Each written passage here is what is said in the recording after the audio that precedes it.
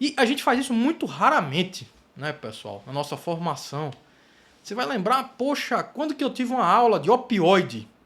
Talvez você vai lembrar ali da farmacologia básica, lá da tua faculdade, aquela aula difícil, muitas fórmulas ali, mecanismo de ação e tal. Mas do ponto de vista prático mesmo, é muito infrequente a gente ter esse tipo de oportunidade, né? Então isso é muito importante. Perguntar a vocês se vocês estão me ouvindo aqui. A Aline falou, acho que não. Não sei exatamente o que não, se não está ouvindo. Mecanismo de ação. Tá ouvindo, acho que está ouvindo, está funcionando, né? Mas confirma aí pra gente em casa se está tudo certo. Então a gente tem poucas oportunidades disso, né? Eu parei até para pensar, viu? A gente vai chamar nosso convidado aqui daqui a pouco. Mas eu parei para pensar até, e esse é um tema que eu tenho muita dificuldade, particularmente, opioides, o uso de opioides. Tenho dificuldade até de compreender alguns conceitos, né? Então foi interessante a gente trazer esse bate-papo hoje aqui, porque é algo da prática clínica, sem dúvida, e porque também é uma oportunidade para estudar um pouquinho a mais aqui esse assunto. E eu começo aqui com essa frase até do Albert Einstein, né? Que ele fala isso. Olhe um pouco mais profundamente na natureza e aí você vai entender as coisas melhor, né?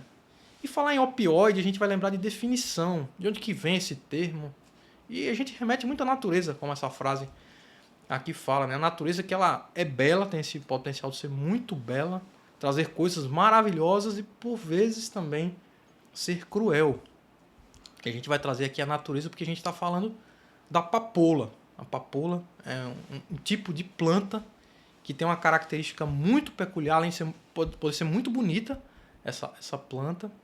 O fruto dela, incisar o fruto dela em algum dos estágios dele ali, não é em todo estágio, mas a incisão do fruto ela pode produzir uma substância leitosa, até de consistência leitosa, que é conhecida, essa substância que vem dessa planta da papoula, como ópio. Então tá aí o ópio, esse termo, né, que é um termo muito antigo, ele se confunde com a história da medicina, viu, Aline? Na verdade, o ópio é muito antiga a utilização dessa substância, das propriedades do ópio, diversas diferentes. A gente vai ver, o Kubota é especialista nisso aqui. Analgesia, por exemplo, então, muito utilizado ao longo da história da medicina para analgesia.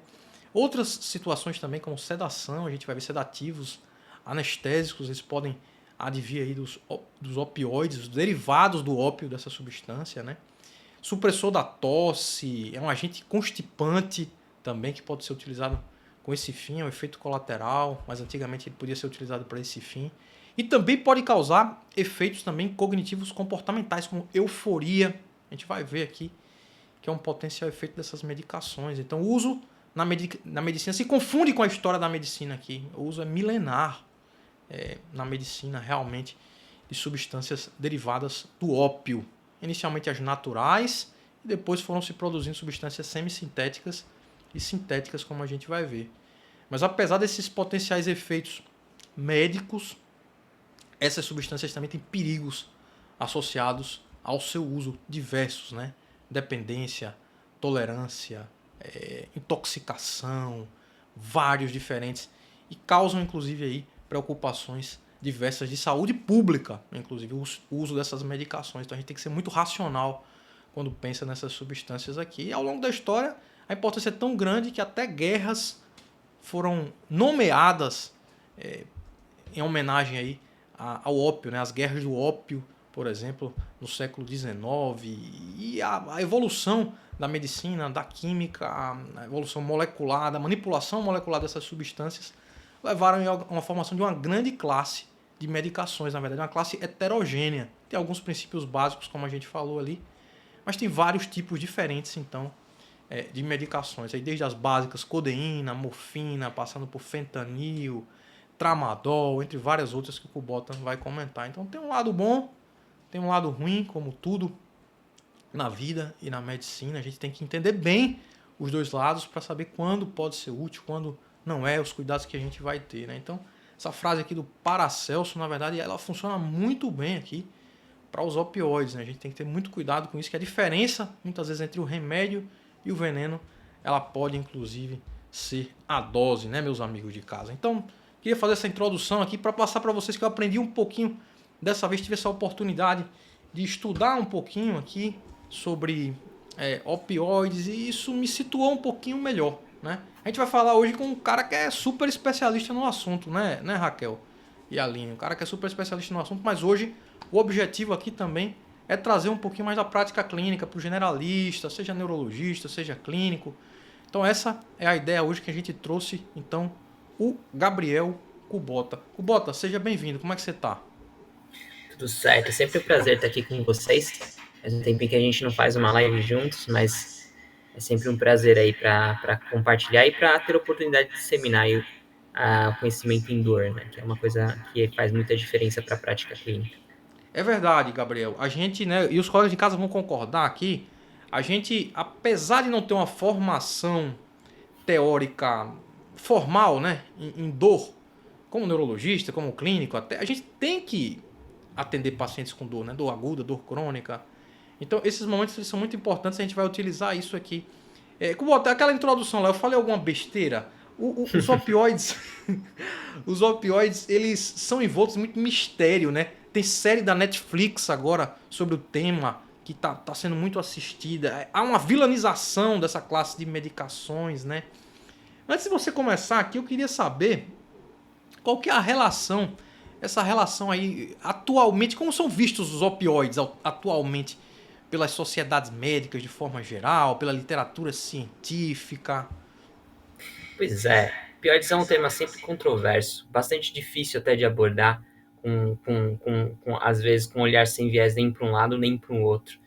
Muito por causa do que a gente tem vivido nos últimos 20 mais anos, né? 25 anos tem completado agora, nos países envolvidos, particularmente na América do Norte, né? Nos Estados Unidos e no Canadá. A crise dos opioides, que está presente, acho que desde 1995 que começou. A gente já está na quarta fase da crise, né? Então, agora é a mistura entre opioides sintéticos, né, a manipulação de opioides sintéticos com psicoestimulantes. E, diferentemente do que às vezes a gente tem ideia, a gente não está. Isso não é passado recente, isso é muito presente e tem piorado. Assim, o número de mortes relacionadas à crise de opioides tem só crescido nos Estados Unidos. 2021, um em cada 22 mortes entre americanos foram diretamente relacionados à epidemia dos opioides. Então, é um problema gravíssimo. Assim, a última estatística fala em mais de 600 mil americanos mortos por causa de overdose de opioides durante todas a epidemia deles. E o que chama bastante atenção é que a gente está vendo de um problema que teve uma consequência tão grave assim em sociedades desenvolvidas com recursos. Imagina se isso escapa para países que não têm tantos recursos aqui em termos de saúde coletiva, por exemplo, o Brasil. Então, é uma coisa, e como é claro, a literatura ela é desenvolvida muito nesses países, isso influencia muito o ritmo do diálogo que a gente tem. E é claro, a prescrição desenfreada de opioides, que vai aparecer aí na série de Netflix, tem uma série de fatores, inclusive da indústria farmacêutica promovendo a prescrição inadequada, mas a gente sabe, quando a gente estuda um pouquinho, é um tema bastante interessante, dá uma live especial só para isso, que é a crise dos opioides, né? É um fenômeno muito mais complexo do que só a indústria farmacêutica promovendo. Envolvia questões culturais americanas, momento histórico dos Estados Unidos, conceitos iniciais que a gente tinha em medicina de dor, que hoje em dia não são exatamente o que a gente tinha no começo. Tudo isso tem uma autora americana chamada Sarah Bernstein, que é uma das maiores autoridades em opioides nos Estados Unidos, e ela fala que, ela tem até um artigo interessante, ela fala que a crise dos opioides, que é um caminho que foi construído com boas intenções. Ninguém queria criar a crise dos opioides, mas no fim foi no que aconteceu, né? E o ponto importante é porque um dos discursos que a gente vê muitas vezes falando, tudo bem, isso é um problema dos Estados Unidos, ou do Canadá, mas a gente não vê esse problema tão fora desse, talvez em alguns países da Europa. Isso é em parte verdade. A gente tem um consumo de opioides no Brasil bem abaixo da média mundial. A gente está no consumo, se a gente classifica, o Brasil é um consumo muito baixo, tá? Então, estaria em 5,3 miligramas de morfina oral equivalente per capita.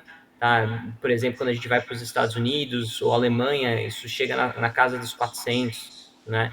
Então, a gente está numa faixa bem baixa de consumo, o que não quer dizer que isso é o que a gente está seguro necessariamente. Se a gente vê, tem uma publicação interessante do Lancet, se não me engano, 2 anos atrás, olhando a frequência de diagnóstico de transtornos de uso de substâncias ilícitas na América Latina. E no Brasil, em particular, a gente vê que os principais transtornos de uso de substância ilícita, não estou falando de álcool, ainda hoje é cannabis e anfetaminas, né? Mas esses transtornos de uso de substâncias ilícitas, eles continuaram mais ou menos estáveis nos últimos 20 a 30 anos. Cocaína cresceu 41%. E opioide, a gente teve uma taxa de aumento de incidência diagnóstica em 36%. Entre 2009 e 2015, a taxa média de prescrição do médico brasileiro de opioides cresceu 4 vezes. 11 vezes só de oxicodona, desde que ela se tornou receita branca, né? A oxicodona de 10 miligramas, né? O comprimido de 10 miligramas você não precisa nem de receita amarela. Então a gente tem uma série de coisas que preocupam, e ano passado a gente fez o Headlines do Lancet Psychiatry, com uma reportagem, na verdade foi uma carta ao editor, que foi publicado no Lancet, comentando de um episódio que preocupou bastante a gente, como médico de dor, aconteceu ano passado, que no Porto do Espírito Santo, a gente teve a primeira apreensão de um lote de fentanila ilegal sendo transportada para o país para consumo ilícito. Ou seja, se há produto a mercado, né? E um dos problemas do Brasil é que a gente não tem sistemas de rastreamento tão bons quanto os países desenvolvidos. Então, pode ser que a gente não esteja vendo um problema crescendo. Então, é uma coisa que a gente tem que ter bastante cautela. Por outro lado, eles continuam sendo instrumentos importantes ainda para o manejo de dor. Eles não são o mais importante, mas eles fazem parte do arsenal. Eu gosto de falar exatamente o que você falou. Os opioides, eles não têm culpa. Eles não são o problema. O problema, eles são instrumentos. Eles têm vantagens, desvantagens, riscos, benefícios. O problema nunca foi o opioide. O problema é a mão que prescreve o opioide. E a mão que prescreve o opioide tem uma formação fragmentada em dor durante toda a graduação e mesmo depois. Eu gosto de citar essa série do Netflix que você comentou, Império da Dor, né? Ela tem uma cena muito interessante no primeiro capítulo que ele fala o seguinte: o médico americano, ele tem 7 anos de formação em dor.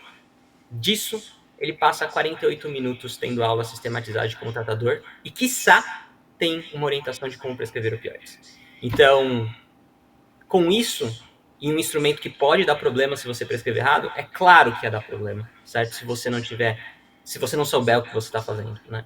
Então, momentos como esse são bastante importantes. Acho que é importante a gente trazer a discussão. Também ficar falando só mal e não explicar como se faz corretamente é lidar como tabu, e isso não necessariamente resolve o problema. A gente tem que saber lidar, e a gente vai saber, a gente vai pegar pacientes que estão usando, às vezes usando de forma inadequada, a gente tem que saber orientar, a gente tem que saber conduzir esse tipo de caso. Perfeito, Gabriel. Por isso que a gente convidou você aqui hoje, né? O Gabriel Kubota, tem uma formação de excelência, né, no assunto. É uma das maiores referências hoje de dor no Brasil, né? O Gabriel Kubota, ele é coordenador lá do Centro de Dor do HC, da USP em São Paulo. Foi colega nosso de residência, é um cara muito jovem, mas desde cedo sempre foi muito brilhante, né? O Kubota sempre se destacou. E Kubota, hoje aqui, a sua missão, a gente tem mais aqui uns 30 minutos, 40. A sua missão é aquele bate-bola, jogo rápido, a gente vai trazer pra prática aqui, né? Tentar aproveitar o máximo desses minutos com os colegas aqui. Deixa eu fazer uma pergunta já pra turma aqui, a gente pode começar uma enquete, né, Kubota? Quem prescreve aqui, quem prescreve opioide pelo menos uma vez por semana aqui? Coloca sim ou não. Eu já te falo que não, eu não prescrevo. Eu tô incluso aí no tabu, viu, Kubota? A minha mão, ela pesa um pouquinho, eu tenho receio de prescrever opioide, tenho medo também, vou confessar, tenho pouca formação teórica. Vamos ver o que a gente consegue aprender disso aqui hoje, né? Escutando as dúvidas dos colegas também. Kubota, rapidamente aqui pra gente definir o que é opioide. Perfeito. Opioides são substâncias que vão atuar sobre um sistema que nós temos dentro do próprio corpo, que é o sistema endopioide, né? Opioide endógeno, que é um sistema que está fortemente relacionado a uma série de processos do organismo, mas o mais importante é o processo de controle, né, de homeostase do input nociceptivo. Então, ele vai fazer a nossa capacidade de bloquear ou de modular o quanto que a gente transmite de informação relacionada à dor no organismo. Essa é uma das principais funções que o sistema opioide faz, mas ele tem várias funções também. Esse é o principal para a discussão hoje. Perfeito, amigo. Rápido aqui como a gente objetivou. Ó. Maiara, o Vitor, a Juliana, falando que sim. A Maiara, colega neuropaliativista. Inclusive, muito prazer te ter aqui, viu, Maiara? Depois a gente precisa trazer alguns temas também nessa área, realmente, que é muito interessante, né? Então, os colegas prescrevem aqui, é algo do dia a dia, que a gente se depara com o paciente com dor. A decisão de prescrever ou não, vamos comentar um pouquinho mais adiante sobre essa questão, né? Pessoal, dúvidas podem ir perguntando aqui, né? Cubota, qual o mecanismo de ação dos opioides? É preciso a gente saber qual receptores diferentes eles agem? O quão profundo a gente precisa entrar nesse tema para, do ponto de vista prático, fazer uso racional dessas medicações? Perfeito. Isso é uma pergunta bastante interessante. A gente tem descrito 5 receptores opioides no ser humano, sendo 3 mais importantes do ponto de vista clínico, sendo que desses 3, que é o receptor miopioide, o delta e o kappa, que hoje em dia são chamados de MOR, que é o miopioide, DOR, que é o delta, e COR, que é o kappa, desses 3, o mais importante é o receptor miopioide, MOR, tá? Existem funções um pouco diferentes entre esses receptores, mas do ponto de vista pragmático, o mais importante é o próprio receptor MOR. Isso é uma coisa em comum que vai agrupar todo esse grupo de medicações. Todos eles vão ter uma ação sobre o receptor MOR e, de forma geral, é o receptor MOR o mais importante pelo mecanismo de ação analgésico para a maior parte dos opioides. Alguns vão ser opioides que atuam por mais de um mecanismo de ação, não envolvendo os receptores opioides, mas, de forma geral, a ação opioide é muito centrada no receptor MOR. E esse receptor MOR é um receptor que é acoplado à proteína G, GI, né? E ele desencadeia uma série de mecanismos biomoleculares, mas que culminam na depressão da atividade na membrana neuronial. Então, ele vai deixar a atividade do neurônio, onde tem aquele receptor, silenciada. Isso tem nos receptores das terminações nervosas relacionadas à nocicepção, na periferia. Então, eles conseguem deprimir a atividade desses receptores. Isso é a principal função, tanto no sistema nervoso periférico quanto no sistema nervoso central, acaba sendo a principal ação desse grupo de medicações através desse receptor. Perfeito, Gabriel. E aí os efeitos, né, da medicação, eles são analgesia, potenciais, né? Analgesia, sedação, supressão de tosse, constipação, euforia que a gente comentou. Tem mais algum efeito aí que você vale a pena mencionar? Eu acho que são os mais importantes mesmo. O principal aqui para a gente falar, que vai juntar a classe, é o efeito analgésico. Ele é um efeito analgésico bastante potente, mas é um efeito analgésico que, apesar de potente, pode ter tolerância ao longo do tempo. Então, se você estimula o receptor miopioide por tempo suficiente, você vai ter uma diminuição da expressão desse receptor na superfície plasmática, da superfície da membrana, e você vai ter uma redução da atividade desse receptor também. Então, você perde a função, ou você precisa de doses maiores para manter aquele efeito biológico. Isso acontece, tradicionalmente, a gente vai falar em questões de dias a semanas de uso, você já começa a ter alguma coisa, passa a ser clinicamente relevante em poucos meses, mas se descreve já havendo algo que pode ser clinicamente relevante, se você mesmo na analgesia aguda em poucas horas, por mecanismos diferentes, mas você tem essa perda do efeito, você pode ter esse risco biológico de perda do efeito biológico ao longo do tempo. Isso é uma coisa que marca também essa classe. Mas sim, os efeitos principais são principalmente relacionados à analgesia. Eles têm um efeito sedativo, que não é o mais importante deles, não são tão sedativos assim quanto as medicações, mas eles podem sedar. Eles podem, em doses muito altas, deprimir o sistema respiratório, eles podem provocar náusea, vômito, constipação. São os mais importantes para a gente discutir. E eles podem, alguns mais do que outros, mas eles podem levar a uma sensação de bem-estar e euforia. Perfeito, que aí seria o uso recreacional, né? Estamos falando aqui fora do uso médico, né? O uso recreacional que não é liberado, né? O uso ilícito desses fármacos. Cubota, a classificação aqui, isso eu vi que vertentes diferentes. Então, eles podem ser classificados, os diferentes tipos, né, pessoal? Os opioides são uma classe heterogênea de substâncias, na verdade, né? Não é uma coisa só aqui. E podem ser classificados de formas diferentes. Quanto à produção, né? Eles podem ser encontrados naturalmente, semissintéticos, sintéticos, a potência das medicações, forma de administração, né? Via oral, adesivo, intravenosa, tem várias formas diferentes. E eu queria que você comentasse um pouquinho Focando no Brasil, viu, Gabriel? O que a gente tem disponível, que as medicações mais disponíveis, principalmente para o generalista, né?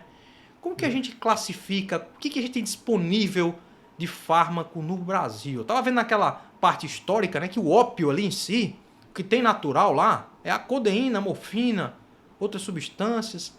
Mas aquilo foi evoluindo ali para produtos semissintéticos, sintéticos. Então, como que você classifica os opioides que estão disponíveis no Brasil? Perfeito. Assim, a classificação, tem várias formas de você classificar essas moléculas, né? E isso diferencia um pouco delas e pode ajudar um pouquinho a gente a entender algumas características, né?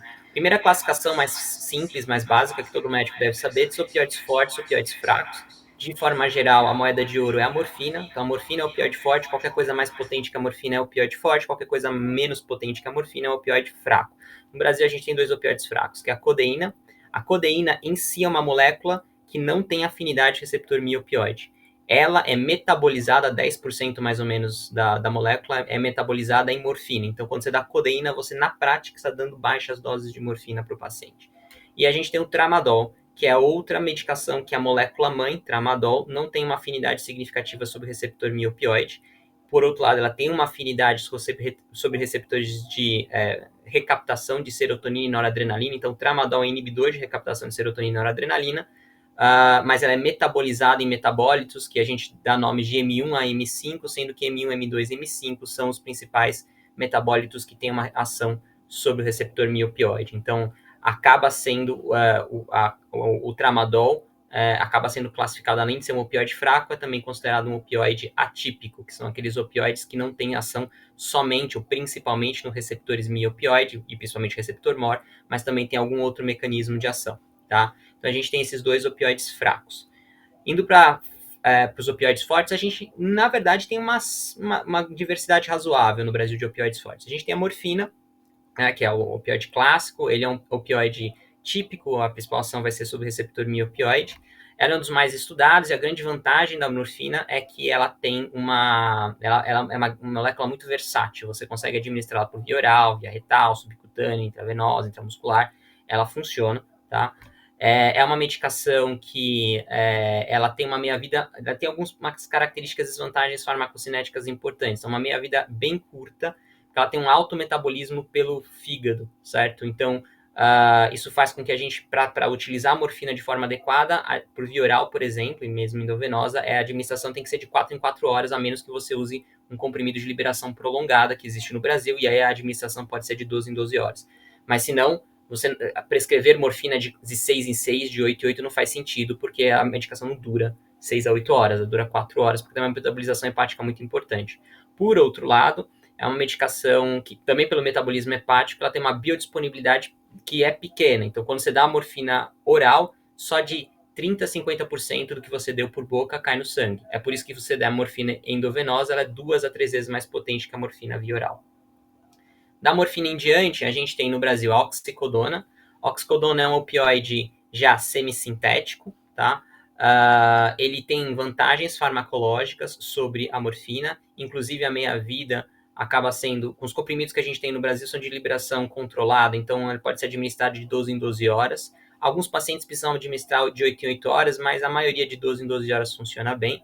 É uma medicação que tem uma estabilidade farmacocinética interessante, mas um dos problemas da oxicodona é que, primeiro, ela acaba sendo um opioide que tem acaba se dependendo muito do rim para eliminar, certo? E ela gera metabólitos ativos, então não é interessante para o paciente com insuficiência renal. E ela acaba sendo um opioide que tem um perfil de risco de adicção maior do que os outros opioides, de alguns outros opioides. Então, é uma que a gente tem que ficar um pouco mais atento. Em sendo uma medicação semissintética, o risco de tolerância com a oxicodona é um pouco maior do que os outros opioides, tá? De forma geral, a fentanila e a oxicodona são as medicações que mais geram tolerância mais rápida, né? Então, isso acaba levando a uma perda do efeito. Se você pensar a longo prazo, de uso, meses, assim, a gente acaba tendo uma tolerância muito grande. Daí a gente tem no mercado ainda o tapentadol, a metadona, a buprenorfina e a fentanila, né? Que são todos os opioides mais fortes. A metadona e o tapentadol são opioides atípicos, então a metadona ela tem um efeito antagonista NMDA e é um opioide, é um dos opioides mais falados, mas é francamente um dos opioides mais difíceis de usar, tá? Ela tem características farmacocinéticas todas particulares, é o único opioide, não é o único opioide que alarga a QT, mas é o opioide que mais alarga a QT, que realmente acaba sendo um risco na prática clínica, com interação de outras medicações que alargam QT, e ela tem uma farmacocinética zero, que nem fenitoína para o neurologista, então a relação dose nível sérico é exponencial. Quanto maior você está na dose, mais isso é equivalente à morfina, porque a medicação ela fica recirculando no corpo, porque ela é muito lipossolúvel. Ela é extremamente difícil de utilizar, ela tem uma meia-vida longa, ela não é uma medicação que, para quem não tem experiência, utilizar, ela não é uma medicação para tratar dor aguda, porque se você dá ela, tem meia-vida longa, ela demora para fazer efeito, demora uma semana. Se você for subindo, é o mais comum de a gente ver, por exemplo, nas internações. O pessoal começa a dar metadona para tratar dor, aí vai subindo a dose da metadona porque não resolve no dia seguinte, porque ela tem meia-vida longa, e intoxica o paciente no final da semana. Intoxica, larga QT, faz arritmia, é complicado. Você mata o paciente se você não souber usar direito. Então, metadona é uma medicação mais para o especialista utilizar, tá? É um opioide sintético. Temos a fentanila transdérmica no Brasil, né? Que são adesivos aí que se troca a cada mais ou menos 72 horas, 48 horas na verdade. E ela a fentanila transdérmica, ela do opioide, é um do opioide mais potente, é 100 vezes mais potente que a morfina, mas acaba sendo um opioide que acaba gerando uma tolerância muito rápida também, e é um dos opioides que tem um perfil de adicção maior também. Então esse é um dos problemas. Por outro lado, acaba sendo um opioide que tem metabólitos ativos que não são tão importantes assim, então mesmo na insuficiência renal acaba sendo algo que poderia ser utilizado, e o fato de você poder dar transdérmico pode ser uma vantagem para o paciente que tem dificuldade de deglutição, para tomar a medicação por via oral. Tem essa também. A gente tem a buprenorfina no Brasil. A buprenorfina é um opioide sintético. Ela tem um efeito particular, é um agonista mi-opioide, antagonista kappa, então ela atua ativando o receptor Mi e antagonizando o receptor kappa. Isso dá uma propriedade interessante, que em termos de efeito colateral, ela tem um efeito ensino, né? Então, quanto maior a dose, você vai dando mais efeito colateral até certo ponto em que o antagonismo kappa acaba reduzindo o risco de efeito colateral. O interessante da buprenorfina é que ela tem pouca propriedade de adicção em relação às outras, inclusive é um dos opioides que acaba sendo utilizado para desmame de opioide no paciente com droga adicção ao opioide, porque ela tem pouca propriedade aditiva. O fato de ela ter disponibilidade transdérmica no Brasil, a gente tem 2 produtos que fazem isso, um que se aplica a cada semana, outro que se aplica a cada 72 horas no Brasil, permitem com que você tenha a versatilidade de uma medicação transdérmica, que então você não precisa tomar por boca, isso é uma vantagem para quem não consegue tomar por boca, dá menos efeito colateral gastrointestinal, por exemplo, constipação, por causa que não tem contato direto com a mucosa, mas, como qualquer medicação transdérmica, isso é um problema dela e da fentanila também. Para dores que flutuam muito, dor que piora muito à noite, dor que piora muito depois da fisioterapia, que tem esses picos, né? Ela não pega muito bem porque a meia-vida, porque o nível sérico fica meio estável ao longo de todo o tempo, então você não consegue controlar esse nível fazendo ataques. A gente não tem buprenorfina sublingual, por exemplo, como acontece nos Estados Unidos. Então a gente não tem como uma medicação para meio que manter o controle de base, ela não consegue fazer o controle para as crises. Também não é uma medicação boa para dor aguda, porque demora pelo menos 3 dias para a buprenorfina fazer efeito. Você aplicou o adesivo, no dia seguinte você vai avaliar a dor, você não vai avaliar nada, tá? Porque ela começa a funcionar depois do 3º dia. E aí a gente tem também o tapentadol, que é um novo aí que chegou no mercado nacional, já tem algum tempo. O tapentadol é uma das medicações que eu acho muito interessante, especialmente para o não especialista. Acaba não chegando na mão do não especialista, porque é meio que um opioide novo, é mais para o médico de dor, mas é um opioide mais seguro do que a gente tem, né? É um dos opioides, ele não é o mais potente, tá? Francamente, a metadona, na minha opinião, é mais potente que o tapentadol, mas ele é um opioide muito seguro de usar, muito fácil de usar. Não deveria ser um dos opioides que até um não especialista deveria prescrever mais, até antes dos outros opioides fortes. Ele é um opioide atípico, tá? Ele tem uma ação inibidora de captação, principalmente de noradrenalina, e tem uma ação opioide. Ela não é uma prodroga, a molécula mãe faz as duas coisas, diferente do tramadol, que precisa ser metabolizado pelo fígado. Então aqui não é um problema, é a própria molécula mãe que faz. Ela tem um perfil farmacocinético bastante interessante e comparado, por exemplo, com outros opioides, ela dá menos constipação, dá menos hipoandrogenismo, né, hipogonadismo, hipogonadotrófico, que o opioide a longo prazo pode dar. Ela dá menos náusea e tem um efeito terapêutico bastante interessante. Então, é uma outra alternativa que a gente tem no mercado, né? Então, assim, se a gente... a ideia, na verdade, é um panorama geral mais só de classificação, porque se a gente ficar falando só de classificação, Sim. fica seco, né? Mas esse é Sim. um panorama geral do que a gente tem dos principais opioides no mercado nacional. Claro que cada um tem vantagem, desvantagem, eu até posso entrar um pouquinho mais em detalhes em cada um, se alguém tiver algum interesse aí de ouvir falar mais. Perfeito, Kubota. Excelente. Foi muito bom aqui muito boa essa visão geral que você deu. Só para fechar, então. Uma boa classificação. Eu achei legal essa classificação que você fez. Opioide fraco, então, é codeína, tramadol. Não é isso? Uhum. Perfeito? Opioide forte. Isso aqui, fraco ou forte, é a potência analgésica que você está falando, né? Em relação à morfina, sim. Tudo que é igual acima da morfina é forte, tudo que é abaixo é fraco. Então, codeína e tramadol, que a gente está bem acostumado na prática, são opioides fracos. Opioides fortes seriam a morfina, o tapentadol, que você falou, né? A metadona, a oxycontin, Oxicodona. oxicodona, né? Que é o nome comercial, oxycontin e oxicodona, né? A Exato. oxicodona e o último que você falou foi A buprenorfina, né? buprenorfina. Isso. Perfeito. Vamos ver se os colegas estão familiarizados. A gente vai entrar em um pouquinho de detalhes aqui a pouco sobre esses fármacos. Não é o objetivo aprofundar. Você já falou bastante, mas eu achei interessante aqui pra gente já classificar. Olha a Juliana aqui, a colega Juliana Nabac perguntou. Doutor, Gabriel, qual o mecanismo do prurido relacionado aos opioides? Na prática, você vê esse efeito colateral com frequência? O Eduardo Chaves falou que foi uma excelente pergunta do prurido, que ele quer saber também. Uhum. O prurido dos opioides tem a ver com a ação do opioide. Assim, ele tem várias ações no corpo, né? Essa do efeito do sistema endopioide é sempre a mais importante do ponto de vista pragmático. Mas dos efeitos de opioide é que ele pode provocar degranulação de histaminérgica, né? Então, para os mastócitos. E aí, esse é o principal mecanismo que gera prurido. Geralmente é um prurido difuso. E é um prurido que está relacionado principalmente com a infusão geralmente é EV, né? Principalmente quando você expõe o organismo a uma dose alta muito rápido de opioide. Isso geralmente é quando a gente administra opioide, provavelmente mais opioide forte, na veia. Então, o clínico que está no ambulatório dando comprimido, a menos que ele titule muito rápido, ele habitualmente não vê tanto prurido, mas o anestesista que está no centro cirúrgico, que vai dar uma medicação endovenosa, vê esse prurido acontecer, né? E não é uma reação anafilática, certo? É só um efeito colateral da medicação, relacionado à degranulação de histamina.